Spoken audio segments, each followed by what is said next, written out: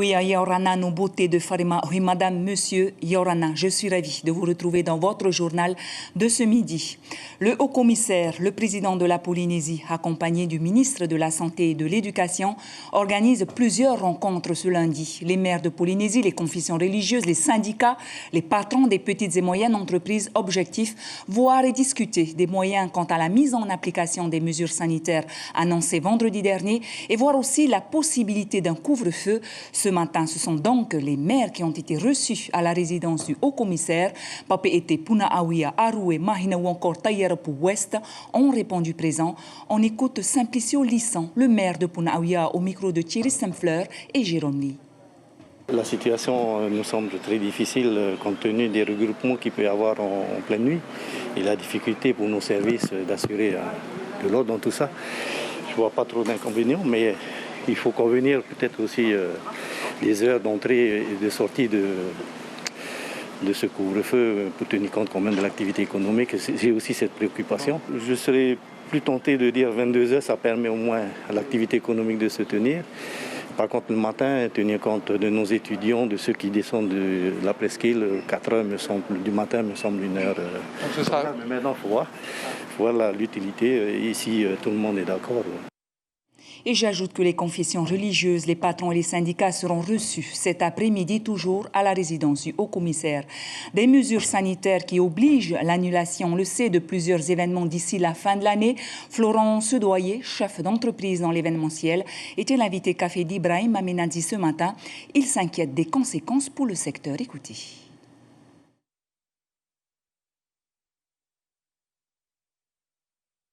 Il y a un peu un poids, deux mesures parfois dans ce type de décision et qu'on a tendance à souvent stigmatiser les restaurants, les bars, les concerts, notamment sur le type de rassemblement. Un peu comme s'il y avait deux types de rassemblement. On autorise un certain type de rassemblement et on interdit un autre type de rassemblement. Alors que je pense que le ratio, comme il dit très bien, c'est un nombre de mètres carrés par personne.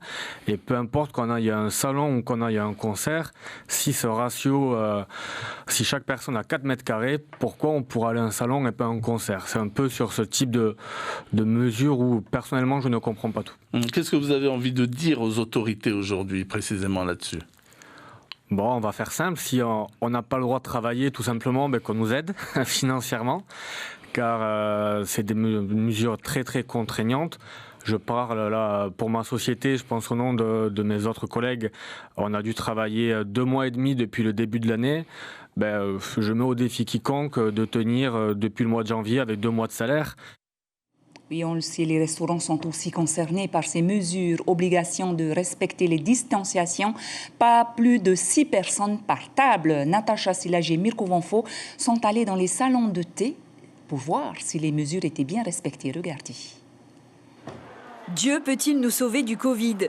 Le coronavirus ne passera pas, en tout cas par les restaurants, car ici, comme dans d'autres établissements, les nouvelles mesures sont appliquées à la lettre. Je pense que c'est le respect de chacun d'abord. Et moi, je pense que c'est la solution justement pour éradiquer un peu le coronavirus dans notre pays. Ce qu'on nous enseigne, c'est nous protéger d'abord, la population et ton prochain. C'est important de respecter. Vous-même, vous les respectez ? Ah oui, vu ce que je fais là, j'ai ça. Hein?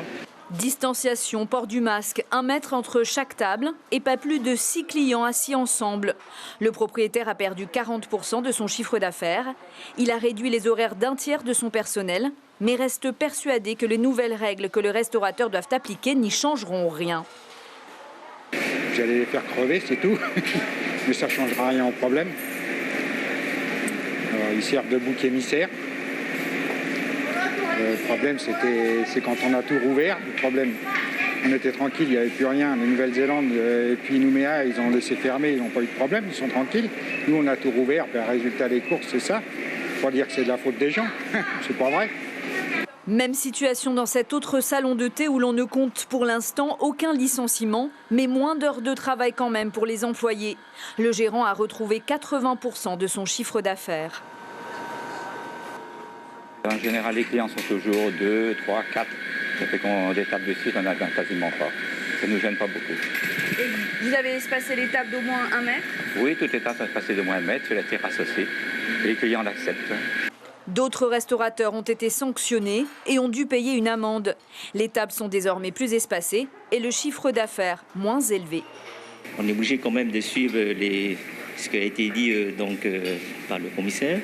Donc effectivement, on est obligé quand même de faire les distanciations, donc espacer les clients entre chaque table.